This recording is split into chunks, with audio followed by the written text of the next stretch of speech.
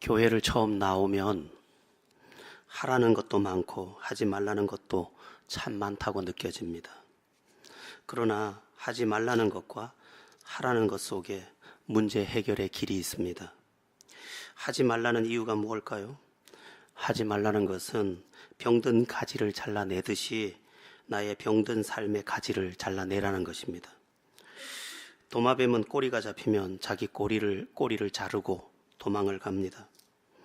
꼬리를 지키려다가 온 몸을 해치게 되기 때문에 꼬리를 잘라서 자기를 살리는 것입니다. 꼬리도 자기 몸이 분명하지만 사는 방법은 꼬리를 자르는 것이죠. 참 도마뱀 대단하지 않습니까? 우리는 못된 성품도 못 잘라내고 주님의 말씀이 이것을 버리라고 해도 영영 버리지 못하고 그냥 꼬리처럼 달고 다니며 그 꼬리에 잡혀서 항상 불행하게 사니 말입니다. 어떤 등산하던 사람이 바위에 손이 끼어서 더 이상 머물다가는 죽게 되어서 자기가 가진 칼을 가지고 자기 팔을 자르고 하산했다는 이야기도 들어보았습니다. 대단한 사람이죠. 살 수 있는 사람인 거죠. 이 팔 하나를 포기 못하면 전체를 잃는 것입니다. 우리 주님은 우리에게 있는 아주 흉악한 문제를 알고 있습니다. 그리고 정확하게 알고 계십니다. 그래서 정확하게 지적하고 그걸 버리라고 하는데 우리는 하지 마라, 버려라, 그것에 대해서 거절을 하고 순종하지 않는 자리에 많이 섭니다. 그리고 또한 인간은 자신에 대해서 너그럽기 때문에 자기의 문제를 미화하는 속성을 갖고 있습니다. 정당화하고 또 그게 뭐가 문제냐고 하고 내 마음은 본래 그런 게 아니라고 하고. 그러나 주님은 속일 수 없습니다. 주님께서 우리에게 버려라, 하지 마라, 그것은 나를 향해 하는 말씀이지 이웃집이나 어느 집사나 박 집사에게 하라는 이야기가 결코 아니라는 것입니다. 인생의 불행은 많은 이유가 있지만 많은 이유 중에 대표적인 이유가 나쁜 것을 내가 가지고 살기 때문에 그렇습니다. 어떤 사람은 여기 갖다 놔도 행복하고 저기 갖다 놔도 행복한데 어떤 사람은 여기 갖다 놔도 불행하고 저기 갖다 놔도 불행합니다. 왜냐하면 불행을 만드는 요소가 내 안에 있기 때문입니다. 주님은 그 부분을 잘 찾아내십니다. 그리고 인간 속에 있는 그 문제거리들을 지적하면서 버려라, 하지 마라, 그렇게 금하시는 것이죠. 교회를 갔더니 하지 말라는 게 왜 그렇게 많은지, 그게 아닙니다. 하나님이 수술할 부위가 많은 것입니다. 보면 어떤 사람은 그 마음 보재기, 심보가 나쁩니다. 평생 나쁜 심보로 삽니다. 그래서 그 나쁜 심보가 자꾸만 불행을 가져오는 것이죠. 어떤 사람은 나쁜 말투가 있습니다. 어떤 사람은 나쁜 성품, 어떤 사람은 시기심, 어떤 사람은 열등감, 어떤 사람은 분노, 어떤 사람은 정욕, 어떤 것들이 자기를 죽이는 요소로 그 안에 다 자리해 있다는 것입니다. 그런데 우리를 사랑하는 하나님이 우리가 불행하는 것을 원치 않기 때문에 버려라, 하지 마라, 금하는 것입니다. 여러분, 인생은 제가 자주 말씀드립니다만은 버릴 것만 버려도 꽤 살만합니다. 그런 점에서 자기 인생을 야속하다고 너무하지 말고 내가 참 머리부터 발끝까지 병들어 있구나, 그렇게 여기고 과수원에 나뭇가지를 자르는 과수원지기처럼 나의 나쁜 옛사람을 과감하게 잘라버려야 합니다. 그것을 버릴 수 있는 사람은 사실은 많지 않습니다. 사람들 보세요. 다 어제처럼 살잖아요. 사람들 보세요. 똑같이 살잖아요. 그런데 성령의 조명하심과 진리의 말씀을 가져와서 그것에 비추어서 나의 허물을 찾아내고 주여 이것만큼은 내가 버려야 합니다. 그리고 대드는 사람이 있으면 그는 그것을 버리고 가지치기를 잘한 나무에 풍성한 열매를 만나는 것처럼 풍성한 인생을 만나게 되는 것입니다. 게으름이 뭐가 문제냐고요? 말 좀 그렇게 하는 게 뭐가 문제냐고요? 아이고, 마음 그렇게 안 먹고 사는 사람 어디 있느냐고요? 아니요. 당신의 마음은 독특하게 그런 것입니다. 그래서 버리라고 하는 건 버려야 됩니다. 마음의 더러움도 자꾸 토해야 합니다. 이런 생각을 가끔 할 때가 있습니다. 이제 제가 목회를 하다 보니까 많은 사람을 대하지 않습니까? 저 사람은 왜 저럴까? 자기는 옳은데 자기도 모르는 저 일은 왜 있을까? 저게 자기를 날마다 찌르는 칼인데 그걸 왜 모를까? 나의 문제는 또 뭘까? 그래서 나에게 더 많은 기도가 필요하고 성령을 의지할 수밖에 없고 또 성경 말씀을 더 예리하게 내게 가져와서 그것에 비추어 볼 수밖에 없는 것입니다. 불행은 대부분 내가 부르는 거예요. 그러므로 주님 앞에 기도하면서 주님 나를 알게 해주세요. 내가 버려야 할 게 뭡니까? 그러면서도 여전히 품고 있는 내 안의 죄악은 뭡니까? 하나님이 싫어하는 거 그거 뭡니까? 그걸 찾아내는 것이 우리에게 매우 필요합니다. 그래서 하지 마라, 버려라. 그것 속에 우리를 향한 하나님의 뜨거운 마음이 있다는 것을 이해해야 합니다. 자, 그러면 하나님께서 무엇을 하라고 하는 이유는 뭘까? 신명기 10장 13절은 이렇게 대답합니다. 내가 오늘 내 행복을 위하여 내게 명하는 여호와의 명령과 규례를 지킬 것이 아니냐. 네 행복을 위해서 하라는 거다. 내가 하라는 거 하면 너 행복해진다. 사랑해라, 원수 사랑해라, 용서해라, 관용해라, 기뻐해라, 감사해라. 이 모든 게 다 뭐야? 네 행복을 위해서 명하는 거라는 거예요. 여러분, 원수를 사랑하라는 게 원수를 위해서 하는 거 아닙니다. 원수 갚다가 그 원수에게 또 한 대라도 맞을까 봐 하나님 우리를 사랑하시기 때문에 내 행복을 원수 용서해. 잊어버려. 덮어줘. 그래야 네가 사는 거야. 우리 행복을 위해서 다 말씀하는 것입니다. 다른 것은 어떨까요? 헌금은 어떨까요? 헌금은 우리 행복을 위해서 명한 것일까요? 아닐까요? 헌금도 우리 행복을 위해서 명하신 것입니다. 여러분, 씨앗만 심기는 게 아닙니다. 우리의 말 한마디도 누군가의 가슴에 심기고 이 허공 같은 곳에 다 심깁니다. 그래서 그것을 다 거두어 먹어야 되는 거예요. 말 한마디도 심기고 내 표정 하나도 심기고 내 태도 하나도 심기고 내 마음 다른 사람이 모르지만 그것도 다 누군가의 가슴에 심긴 거예요. 근데 헌금은 안 심길까? 헌금은 하나님께 드리는데 하나님의 밭 중에 밭은 하나님의 밭이에요. 그래서 헌금도 내 행복을 위해 명하시는 거예요. 제가 전도사로 사역하던 두 교회가 정말 비교되는 두 교회가 있었습니다. 한 교회는 헌금을 얼마나 강조하는지 이건 시험이 들어요. 전도사인데도 시험이 들어. 얼마나 헌금을 강조하는지. 그리고 한 교회를 그 다음에 갔는데 이 교회는 헌금을 절대 이야기 안 해요. 근데 나중에 알게 됐어요. 정말 세월이 많이 지난 뒤에 알게 됐어요. 두 교회가 어떤 차이가 있었나요? 헌금을 강조하던 교회들은 다 가난을 벗어났더라고요. 헌금을 강조하지 않던 교회는 그대로 그 토굴 같은 데서 여전히 살고 있더라고요. 아, 이게 목사가 사람 앞에 민망하다고 가르칠 걸 안 가르치는 것도 죄구나. 그때 생각했어요. 여러분, 헌금도 심는 거예요. 빼앗긴다고 생각하지 마세요. 하나님이 갚으실 때 100배로 갚아주실 줄로 믿습니다.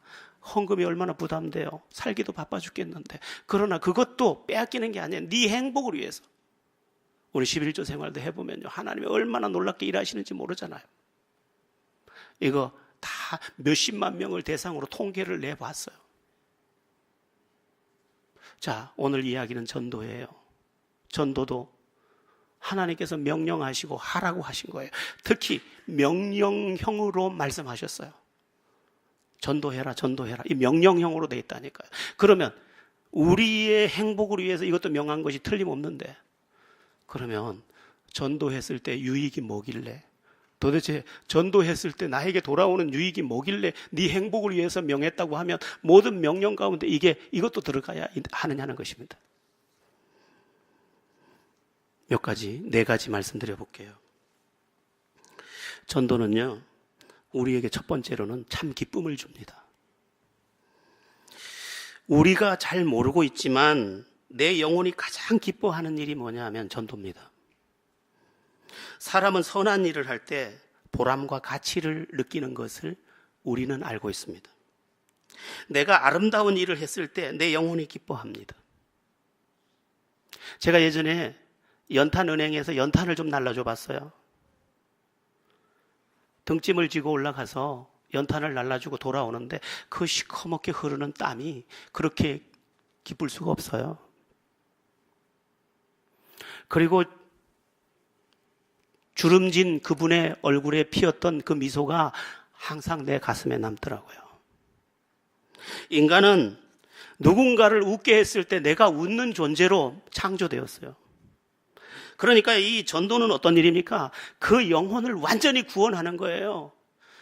그의 지옥에서도 건지지요. 그의 불행에서도 건지지요. 그의 열등감에서도 건지지요. 그의 두려움에서도 건지지요. 그의 다툼에서도 건지지요. 그의 인생 전체를 건지게 하는 하나의 길이 전도예요. 그 일을 내가 하는 중에 그가 기뻐하는 걸 보고 내 영혼이 기뻐하도록 장치되어 있다니까요. 누가복음 10장에 보면 전도대원들이 가서 70인 전도대원들이 전도하러 나갔다가 돌아온 반응을 기록했는데 기쁨으로 돌아와 아뢰어 가로되. 너무 기뻐. 전도하러 나갔다 오더니 기쁨을 가지고 돌아왔다라는 것입니다. 제가 참고 구절로 올려놓은 누가복음 15장 7절도 의미 있는 말씀인데 누가복음 15장 7절 우리 함께 읽어보겠습니다. 내가 너희에게 이르노니 이와 같이 죄인 한 사람이 회개하면 하늘에서는 회개할 것이 없는 의인 99으로 말미암아 기뻐하는 것보다 더하리라. 아멘. 신앙생활 잘하는 방법이 뭐냐면요, 하나님을 기쁘시게 해요. 첫 번째가. 그리고 너를 기쁘게 해요. 그랬더니 하나님을 기쁘게 했더니 하나님 나를 기쁘게 해. 너를 기쁘게 했더니 네가 나를 기쁘게 해. 그러는 중에 뭐예요? 내가 하나님이 기뻐하시고 너가 기뻐하는 전도의 사역을 하는 중에 내게도 기쁨이 하나님으로부터 오고 그 사람으로부터 오고 내 영혼 속에서 오고 성령이 기뻐하고. 신앙생활을 잘하는 비결이 뭐냐? 함께 믿는 거예요. 그래서 여러분, 행복한 신앙생활, 그냥 오늘도 겨우 왔다 이런 신앙생활 그만하시고 행복한 신앙생활. 그래서 나는 기뻐요. 나는 기뻐요. 그게 찬송이 가사여서가 아니라 내 영혼의 기쁨을 그렇게 전도하는 생활. 그래서 실생활 속에서 계속 전도하는 거예요. 누구를 만나기만 하면, 지난번에 군남교회 이재은 목사님 와가지고 커피 가지고 다니면서 커피 좋아하세요? 하면서 전도하면서 영적 삶을 사는 것처럼 누구를 만나든지, 비행기에서 사람을 만나든 열차에서 사람을 만나든 누구를 만나든 그 사람은 전도 대상자인 줄로 알고 그에게 혹시 예수 믿으세요? 교회 다니시나요? 예수님에 대해 들어보셨어요? 이게 일상이 돼야 되는 거죠. 그러면 내 영혼에 기쁨의 샘이 이제 그 메말랐던 샘터가 이제 촉촉히 적셔지더니 나에게 갇혀있던 내 무거운 부담의 돌에 눌려있던 내 영혼 안에서 기쁨의 샘이 터지기 시작하는 것입니다. 한번 따라해 보겠습니다. 옆에 분 보면서 하면 더 좋고요. 예수 믿으시나요? 네, 그렇게 항상 인사하시고 복음 전해서 여러분 영혼 안에 생수의 샘이 흐르는 기쁨을 누리기를 축원합니다. 두 번째 전도가 주는 유익이 뭐냐 하면, 두 번째는 기도 응답과 성령의 능력을 경험하게 되는 것입니다. 전도를 해보면요, 마음대로 안 됩니다. 그러므로 기도하게 되고, 기도하면 하나님의 뜻대로 하는 기도이기 때문에 하나님의 응답과 권능을 보게 됩니다. 여러분, 기도할 때 최고의 조건이 뭔지 아세요? 기도할 때 최고의 조건, 여러 가지 조건이 있습니다만은 기도할 때 최고의 조건은 이것입니다. 요한복음 15장 7절이죠. 우리 함께 요한복음 15장 7절을 합독해 보겠습니다. 너희가 내 안에 거하고 내 말이 너희 안에 거하면 무엇이든지 원하는 대로 구하라. 그리하면 이루리라. 너희가 내 안에 거하고 내 말이 너희 안에 거하면, 그게 뭐든지 좋다. 뭐든지 구해라. 그러면 내가 뭐든지 들어주겠다 말씀하셨습니다. 조건이 뭡니까? 내 안에 내 말이. 이 말은 네가 내 뜻 안에, 그리고 내 말씀을 이루기 위해서 행하는 모든 일을 앞에 두고 하는 기도라면 내가 다 들어줄게. 그 말씀입니다. 여러분, 전도가 하나님의 뜻이기 때문에, 뒤에서 보겠지만은 하나님의 뜻이기 때문에 전도하기 위해 하는 기도는 하나님이 응답으로 약속하셨습니다. 특히 전도를 해보면 내 힘의 한계를 만나게 되는데, 그래서 더욱 기도하는 중에 하나님의 기이한 일하심도 보게 되는 것입니다. 진짜 기도할 때, 아니 진짜 전도할 때, 우리가 잘 아는 사도 바울이 진짜 전도하려고 하지 않습니까? 그런 목숨을 걸고 전도하려고 합니다. 그랬더니 그에게 어떤 일이 벌어집니까? 전도의 현장에 나갔다가 빌립보에서 감옥에 갇히는 일이 벌어집니다. 그러나 어떤 일이, 그 다음에 어떤 일이 벌어집니까? 그래도 기도하며 찬미하며 나가자 옥문이 열리고 족쇄와 이 모든 손의 결박이 끊어지고 간수장의 가족이 다 예수 믿는 기적을 보게 됩니다. 진짜 전도하려고 하고 진짜 기도했더니 하나님께서 진짜로 역사하더라는 거예요. 하나님의 뜻대로 하는 근심은 후회할 것이 없는 구원을 이루게 하느니라는 말씀도 있습니다. 심지어 하나님의 뜻대로 하는 것은 근심조차도 하나님이 기뻐 받으신다. 저 영혼을 어떻게 하면 전도할 수 있을까요? 저 사람을 어떻게 정착시킬까요? 저 사람을 어떻게 하나님의 사람으로 양육할까요? 그 근심조차도 하나님이 기뻐 받으신다는 거예요. 소원을 이루게 하신다는 거예요. 그러니까 내가 한 영혼을 전도하려는 그 뜨거운 열정을 가지고 내가 전도자의 삶을 살면서 구할 때 우리는 하나님의 응답과 능력을 경험하게 된다니까요. 빌립 집사가 사도행전 8장을 보면 사마리아에 가서 전도하는데 그 사마리아 성이 완전히 뒤집힙니다. 빌립도 놀랐어요. 이러한 권능이 나타날 것이라고는 상상도 안 했습니다. 그런데 하나님의 뜻대로 순종하며 복음을 전하기 위해 가고 기도했더니 하나님의 권능이 빌립 집사를 통해서 사마리아 성 전체를 뒤집더라는 거예요. 뭐 성경의 이야기뿐이 아닙니다. 지금도 선교 현장에서 복음을 위해서 기도하는 현장에 하나님의 신비한 공급하심은 언제나 이루어지고 있습니다. 물론 물질에 기댄 선교사들도 있습니다.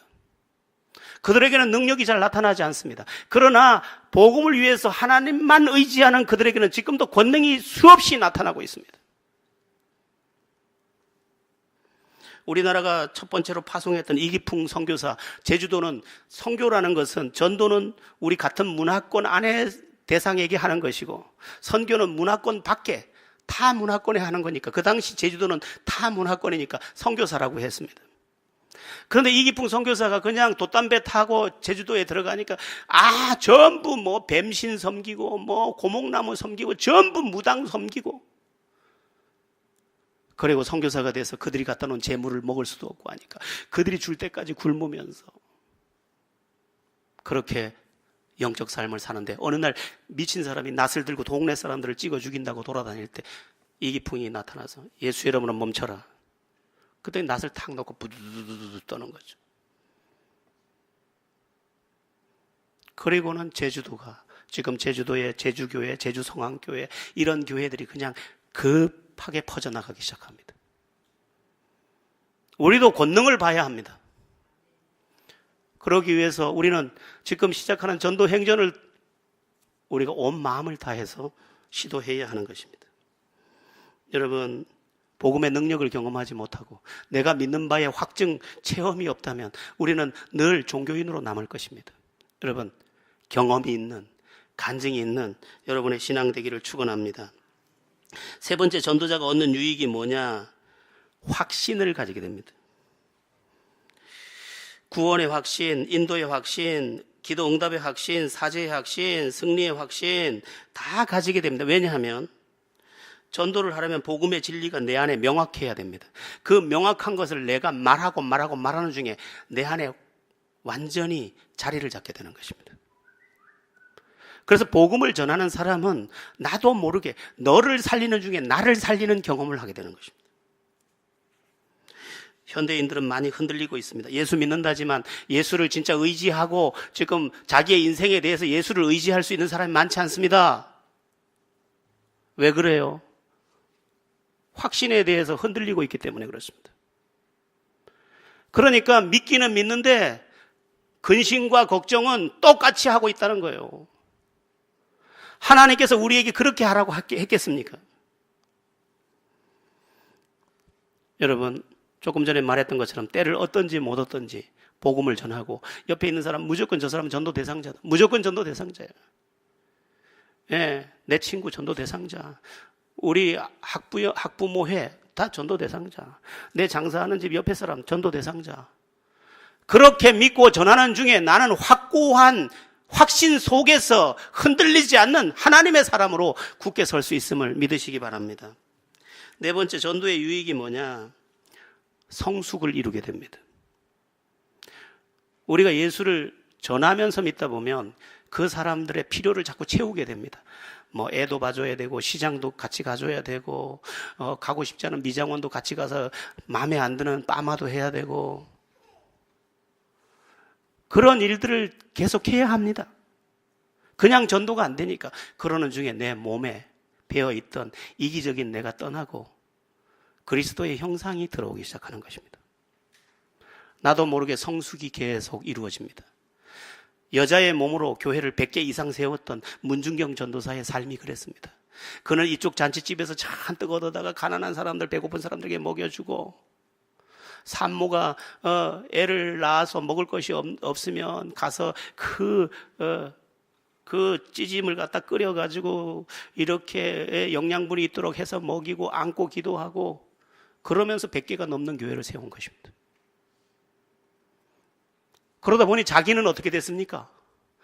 본인의 영이 그렇게 성장했을 줄 본인도 몰랐습니다. 지금 이 시대에 많은 사람들이 문중경은 나의 어머니다고 고백하는 사람이 수도 없이 많습니다. 지금은 이미 고인이 됐었지만 김중곤 목사님, 한국 대학생 선교를 일으켰던 김중곤 목사님이 그가 썼습니다. 나의 어머니 문중경 전도사. 자기 어머니가 아니에요. 영향을 받았다 이 말이에요. 예. 우리나라에서 제일 유명한 내적 치유 세미나의 그 정교수, 이름이 생각 안 나네. 그분도 나의 어머니 문중경 전도사. 그분이 얼마나 성숙했는지 그분 옆에 가면 영향을 받았다는 거예요. 근데 그가 어떤 사람? 전도자였기 때문에. 우리 오늘날 얼마나 시시합니까? 아이고, 나를 몰라주고 그냥 나를 무시하더라니까. 째째하지 맙시다. 우리 오늘 너무 째째하잖아요. 에? 인간적으로 사랑받아내려고.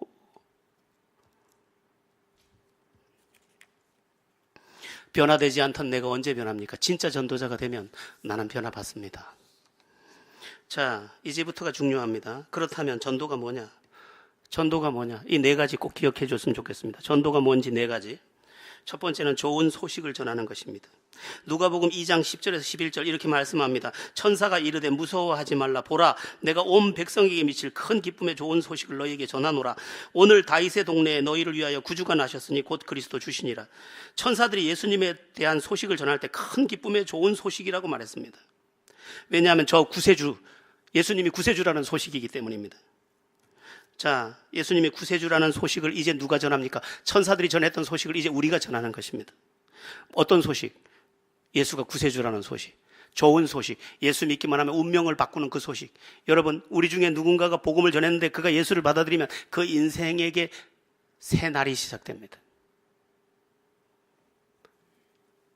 누군가가 저를 보고 당신 생일이 언제입니까? 예, 저는 음력 9월 18일. 아, 그 생일 말고 내 진짜 생일은 언제냐? 28살 되던 해 12월 30일. 그게 내 생일이에요. 내가 의미를 가지고 존재 안에서 발견된 내 태어난 날이 그날이에요. 그 이전에는 살아야 됐기 때문에 살았지만 그날부터는 이제는 살아야 됐기 때문에 사는 게 아니라 사명이 있기 때문에 살아야 했어요. 할 일이 있어요. 지금도. 인생의 모든 문제를 해결하는 그 소식을 전해주는 게 전도입니다. 옆집이 날마다 싸워요. 여자의 비명소리가 날마다 들려요. 그 집을 향해 가는 겁니다. 아무개 엄마 해결 안 돼요. 구세주 예수님만 해결할 수 있어요. 아이가 매일 들어와서 밤늦게 대문을 걷어차는 집 쫓아가서 말하는 거예요. 저 아들 문제 해결 안 돼요. 예수 믿어야 해결돼요. 좋은 소식을 전하는 아름다운 발이 전도입니다.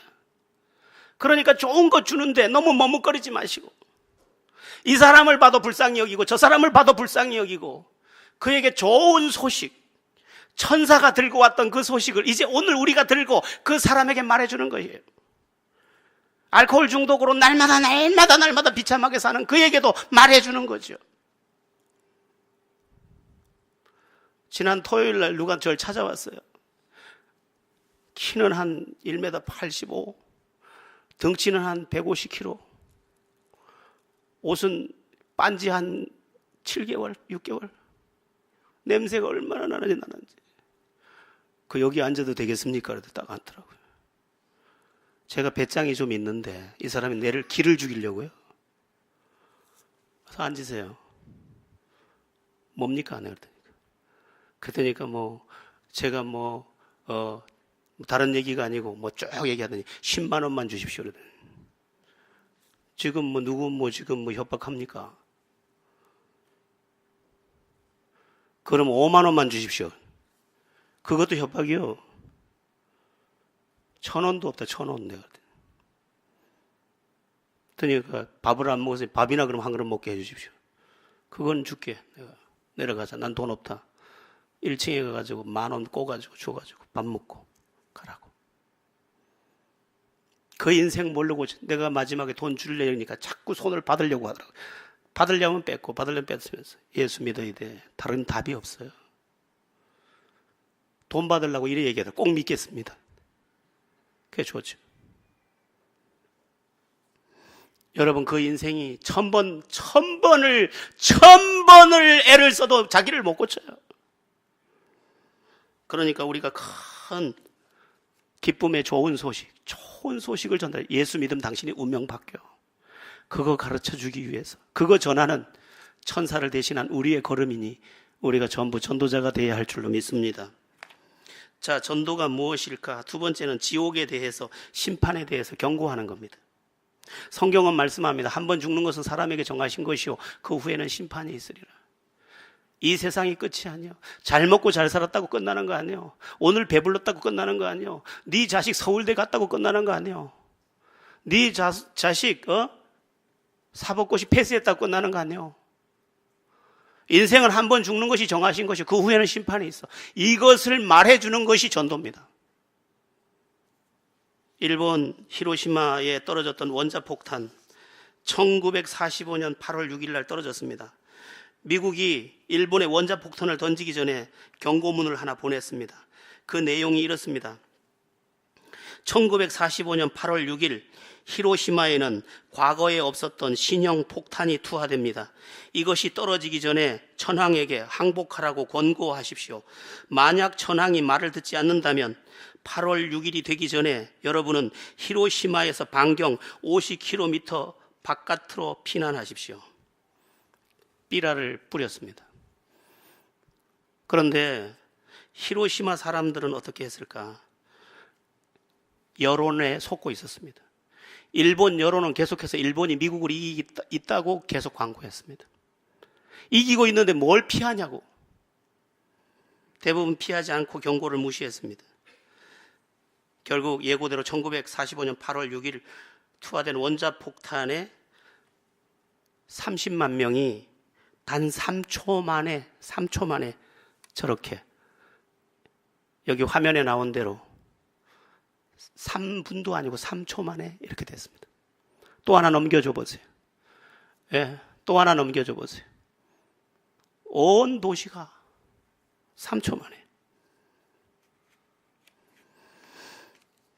그런데 이 경고문을 그래도 혹시 모르니까 경고문의 경고를 듣고 피했던 소수의 사람은 자기를 안전하게 지켰고, 그리고 50km 떨어진 먼 곳에서 버섯처럼 올라가는 원자폭탄의 구름을 사진으로 찍어서 보여주었습니다. 여러분, 사람들은 언제나 그럴 리가 있느냐고 합니다. 이렇게 멀쩡한 때 무슨 지옥이 심판이 임하고 하나님이 심판하고 그런 일이 어떻게 있겠느냐고 합니다. 노아 시대도 그랬고 소돔과 고모라 시대에도 그렇고 언제든지 그랬습니다. 그러나 노아 시대 사람들은 물로 심판을 받아서 마지막에 숨을 쉬기 위해서 뱀하고 고개를 같이 내밀고 있습니다. 뱀도 숨 쉬어야 되고 자기도 숨 쉬어야 되니까. 그러나 아무도 건진받지 못했습니다. 듣든지 아니 듣든지 그건 그 사람 몫이에요. 오늘 우리는 말해야 돼. 한 번 죽는 것은 사람에게 정하신 것이고 그 후에는 심판이 있다. 기억해라. 심판이 있다. 들으면 구원이에요. 안 들으면 어쩔 수 없어요. 우리 본성이 왜 이렇게 두려워하는지 압니까? 죽음을 두려워하는 본성이 심판을 예견하고 있기 때문입니다. 하나님이 우리 마음에 넣어놓은 경고입니다. 다 알고 있습니다. 이게 내가 죽어서 어디로 가는 거야 이렇게. 하나님이 다 보편적인 그 심령 안에 다 집어넣어놨는데 다 무시하는 거죠. 노아 시대도 무시했습니다. 이렇게 날이 맑은데 어디서 물이 쏟아진다는 거예요. 아유, 노아가 미쳤구만. 그래서 노아와 그 가족뿐이 구원을 못 받습니다. 소돔과 고모라의 유황불이 떨어질 때도 롯의 사이들은 농담으로 여기다가 다 유황불에 불살라졌고 롯의 아내는 뒤를 돌아보다 소금기둥이 됐고 결국은 그 사실을 믿었던 롯과 두 딸만 겨우 벗어납니다. 뭐 결과까지 우리가 어떻게 하겠습니까? 그러나 다만 말해주는 겁니다. 심판이 있어, 심판이. 그런데 장례식을 치러보면 신비한 게 있습니다. 예수 믿고 돌아가신 분의 장례는 평안합니다. 예수 안 믿고 돌아가신 그 장례는 이상하게 두렵습니다. 하나님은 그런 증거들을 속속들이 우리 주변에도 깔아놓으신 것입니다. 여러분이 심판이 있다고 말해주고 여러분도 심판 앞에서 나는 예수 믿어야 해. 이 사실을 간직하고 사는 은혜의 성도들 되기를 바랍니다. 전도가 뭐냐? 세 번째는 예수님의 구세주 되신 사실의 증인이 되는 것입니다. 증인. 믿음의 어떤 결과를 내가 증명해 주는 겁니다. 슬픈 이야기라고 해야 할지 기쁜 이야기라고 해야 할지 모르겠는데 어떤 여인이 있었습니다. 여자가 너무 예쁘면 위험하기도 한가 봅니다. 예쁜 여자가 있었습니다.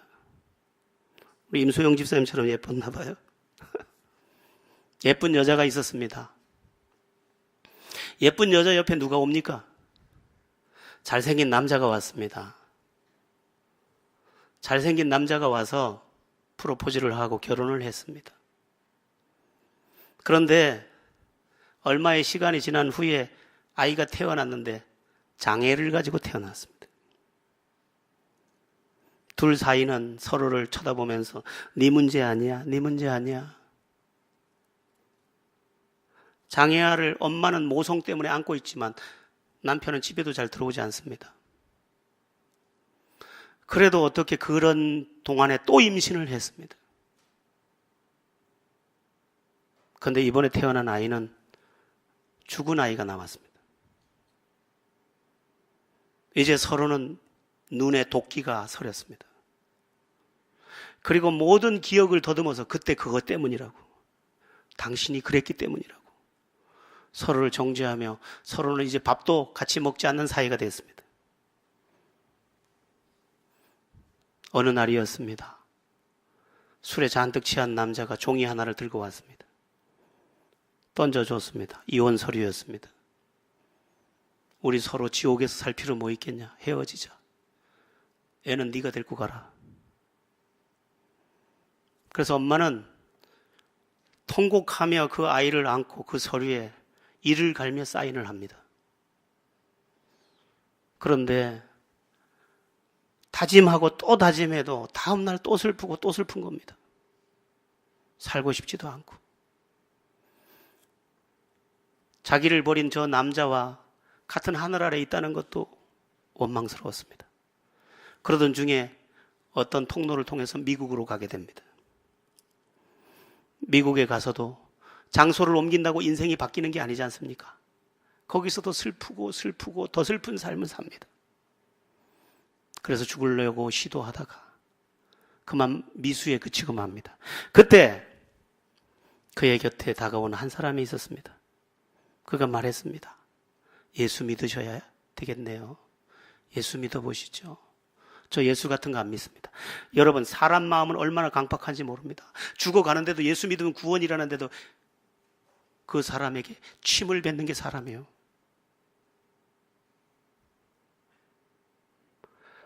제가 죽어가는 사람에게 가서 어머님 오늘 예수님 영접해, 이 링거를 확 빼가지고 던지더라고요.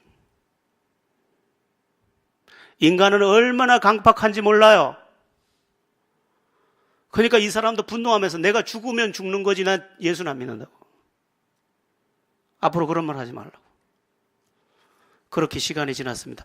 그러던 어느 날, 그날도 죽으려고 마음 먹었다가 그래 뭐 교회 한번 가보고 죽는 게 뭐 어떻겠나. 그래서 교회를 갔습니다. 교회를 갔는데 그날따라 목사님을 통해서 주신 말씀이 전부 자기 말씀이에요. 그래서 처음부터 끝까지 우는 겁니다. 처음부터 끝까지 계속 우는 거예요. 계속 우는. 엉엉엉엉엉엉.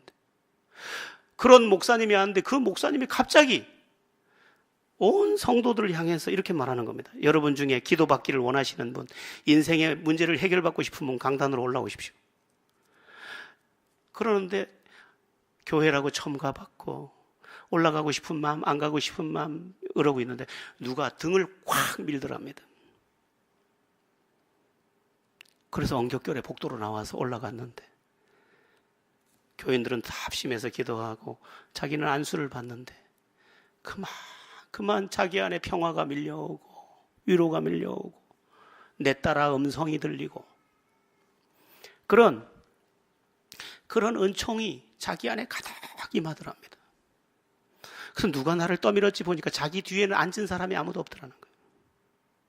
지금까지도 자기를 떠민 사람을 자기가 누군지 모른답니다.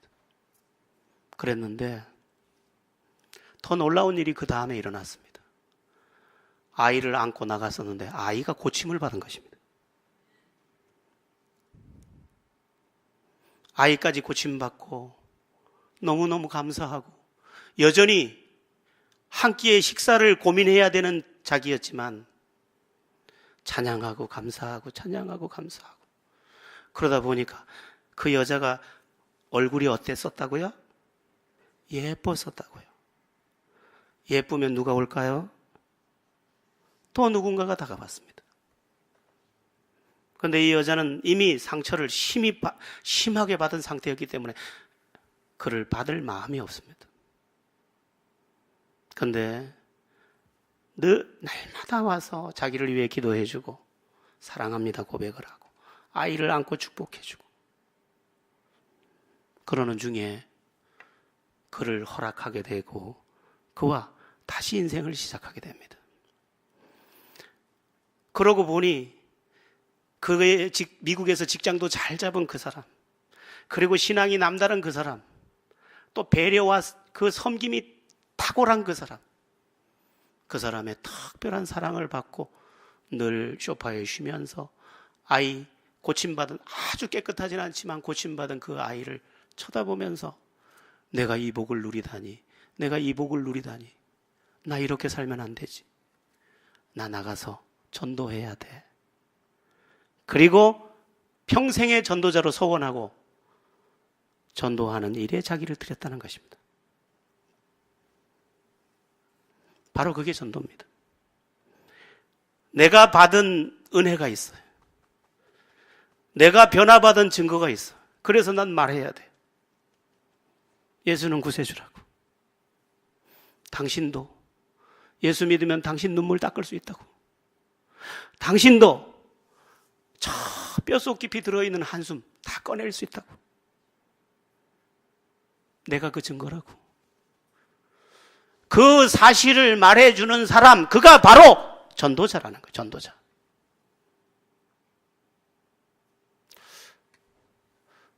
제가 이제 조그만 5년이나 좀 더 지난 후에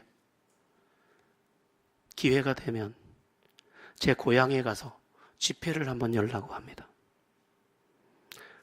진학년 하면 나보다 10년, 나보다 아래 위로는 다 나 압니다.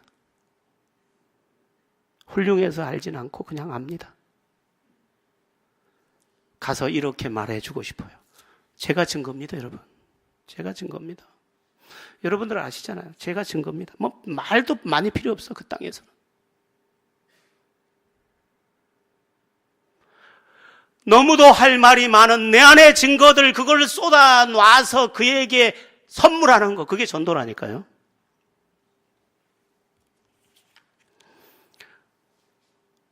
가장 두려운 게 있습니다. 내가 받은 은혜를 전하지 못할까 봐. 우리가 받은 은혜가 얼마나 큰데, 내 영혼이 알고 있는데, 내 가족들이 알고 있는데, 내 친구들이 알고 있는데, 하나님이 알고 있는데, 이걸 말하지 않고 살까 봐 두려운 거죠. 여러분, 우리는 거짓을 말하지 않습니다. 내 안에 스티그마, 깊은 주님의 흔적을 말하는 것입니다. 내 안에 새겨진 그 깊은 흔적들, 은혜의 흔적들, 그 축복의 흔적들. 여러분도 여러분이 받은 은혜가 있어서 그 은혜를 증거하고 나누어 주는 축복의 사람들 되기를 축원합니다. 전도가 또 뭐냐? 네 번째, 마지막입니다만은, 네 번째는 하나님의 뜻을 내 삶으로 이루는 것입니다. 제가 참고 구절에 못 넣어놓은 것 같은데요. 요한복음 6장 39절에 이런 말씀이 나옵니다. 나를 보내신 이의 뜻은 내게 주신 자 중에 내가 하나도 잃어버리지 아니하고 마지막 날에 다시 살리는 이것이니라. 예수님이 이 땅에 오신 목적을 예수님이 설명한 내용입니다. 그러면 그 예수님이 설명한 내용을 우리는 어떻게 봤습니까? 이제 네가 그거 하라는 것입니다. 오늘 본문도 말씀합니다. 너희는 가서 모든 민족을 제자로 삼아 아버지와 아들과 성령의 이름으로 세례를 주고 내가 너희에게 분부한 모든 것을 가르쳐 지키게 하라. 말해줘라, 말해줘. 그들이 몰라서 그렇다. 여러분, 전도는요, 하나님의 뜻을 이루는 일이에요. 하나님의 뜻은 이것이니 곧 모든 영혼을 구원하는 그것이라. 하나님의 그 뜻에 나를 드리는 거예요. 하나님의 뜻에 내 인생을 드리는 거예요. 그러므로 이 성스러운 일에 기꺼이 내 시간과 내 물질과 내 정성을 쏟는 거죠.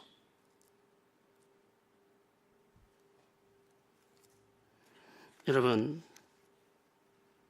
하나님 뜻대로 살고 싶죠? 그러면 전도자가 되십시오. 우리가 12주 동안 2018 가을 시즌 제자들의 전도 행전이라는 제목으로 출범하지만 이 12주가 여러분의 생애를 전도하는 생애가 만드는 그런 기점으로 만들어졌으면 좋겠습니다. 제가 예전에 기도원을 갔어요. 기도원을 갔더니 어떤 사람이 자기는 구원의 확신이 없대요. 그래서 그 사람을 붙잡고 구원의 확신을 가지는 것에 대해서 계속 설명했어요. 그 사람 기독굴에 갔다 오면 또 얘기해주고 또 얘기해주고. 그랬더니 저한테 돈을 10만 원을 주더라고요. 돈을 10만 원을 줘. 10만 원을 주면서 이렇게 말하는 거예요. 그때 제가 전도사 때인데, 전도사님, 저는 가서 전도를 못해요. 이 돈 가지고 가서 전도하는 데 좀 쓰세요. 그거 받아가지고 그거 다 허비하느라고 얼마나 고생을 했는지. 가서 명함전도지 몇천 장 찍어가지고 부산역에 가서 그거 나눠주느라고 맨날 10만 원 다 쓰느라고 얼마나 고생을 했는지. 근데 내가 가장 영적일 때가 언제냐고 물으면 바로 그때입니다. 아무도 나를 알아주지 않지만, 그리고 미친 사람처럼 안전하려고 옷도 단정히 입고 열심히 이런 사람 있잖아요. 그렇게 안 하려고. 예수님 믿으세요. 이렇게 하느라고.